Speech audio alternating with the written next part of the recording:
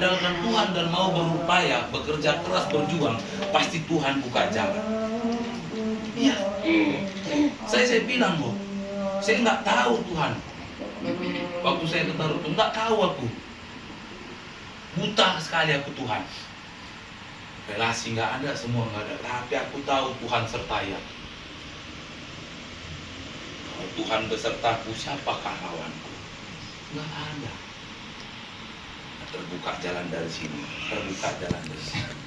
Memang proses itu nggak enak, menunggu. Orang bilang beginilah, orang bilang begitu ya. Tapi disitulah ujiannya. Kalau kita tetap fokus memandang Tuhan, nggak lihat kiri kanan, omongan orang, gosip orang, fitnah orang, kita akan tetap bisa berjalan di atas air. Tahu Petrus kenapa bertenggelam waktu dia berjalan di atas air? Karena waktu dirasanya angin itu hampir tenggelam. Kenapa orang bisa tenggelam? Karena didengarnya ucapan manusia. Ucapan-ucapan yang tidak membangun. Kau berdoa, patahkan itu dalam nama Yesus. Kalau ada orang yang mengutuki kau, patahkan itu dalam nama Yesus. Karena Alkitab berkata, aku diberkati. Aku jadi kepala, tidak jadi ekor. Kalau ada orang bilang kita gagal, oh enggak. Kalau ada orang bilang gini, hancur, oh enggak. Tuhan bilang, bagaikan bejana tanah liat, Tuhan bisa ubah hidup kita. Makanya Daud berkata, oh nggak mau aku dengar fitnah orang. Kalau Bapak Ibu baca satu perikop ini, jangan percaya kepada orang lain yang tidak menginginkanmu berhasil. Jangan percaya kepada fitnah, jangan percaya kepada dusta, jangan kepada orang yang hina. Baru satu lagi dia katakan ayat 11. Apabila harta semakin bertambah, janganlah hatimu melekat padanya. Kalau kita doa kita berhasil dijawab Tuhan, usaha diberkati, pekerjaan diberkati, jangan hati kita melekat kepada itu. Banyak orang di situ jatuh. Dia berpikir aku berdoa bergumul untuk ini, terus aku jawab, Tuhan sudah jawab, terus aku nggak nikmati. Bukan salah kita nikmati berkat Tuhan, tapi jangan pernah tinggalkan tujuan utama melayani Tuhan. Ya, itu dulu.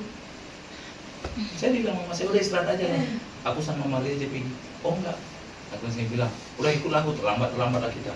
Walaupun situ badanku capek, tapi duduk aku situ. Nyanyi aku di situ.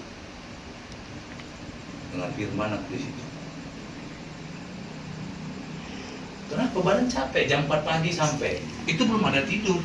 Sampai kemarin Sabtunya jam 11. Jam 11 malam sampai.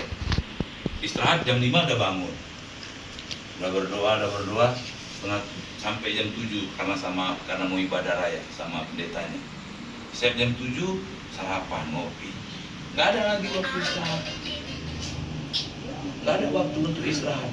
Jam 11 ibadah sampai jam 2. Jam 4 ketemu orang, nunggu 2 jam kadang-kadang sampai gini-gini. Baru Tuhan proses ini. Kita kadang-kadang disuruh nunggu aja udah mengeluh.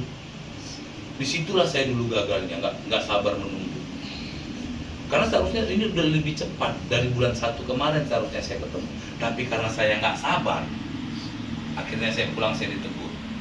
Saya diingatkan kembali sama mama saya. Kenapa kadang-kadang kita nggak bisa menerima jawaban doa? Karena kita nggak sabar menunggu waktunya. Saya waktu pulang pertama kali dulu, kenapa kamu pulang? Tunggu di situ. Kenapa waktu itu saya pulang? Dalam hati saya ada ego saya. 5 tahun ini aku rasa pendeta aku nih. Biarkan ini suruh nunggu. Kadang-kadang kita bawa ego kita.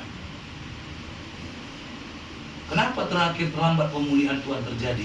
Ego kita yang kita bawa. Nggak bisa.